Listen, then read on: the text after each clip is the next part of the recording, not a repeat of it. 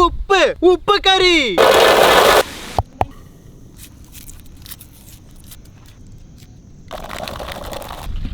கோழிக்கறியை மஞ்சத்தூள் போட்டு கழுவி எடுத்துக்கலாம்.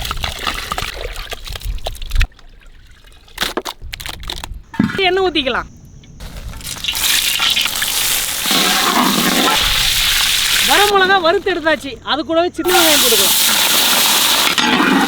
அரைச்ச இஞ்சி, அரைச்ச பூண்டு,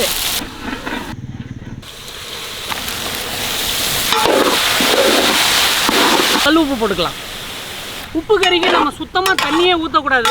சிக்கன் வேக வேக அதுலேருந்து தண்ணி வந்துக்கிட்டே இருக்கும். அந்த தண்ணியே போதும்.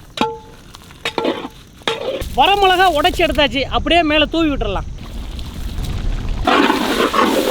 மல்லி இலை தூவி விட்டுக்கலாம். சூப்பராக நம்மளுக்கு உப்பு கறி ரெடி ஆயிடுச்சு. கோழி உப்பு கறி இறக்கி வச்சிடலாம்.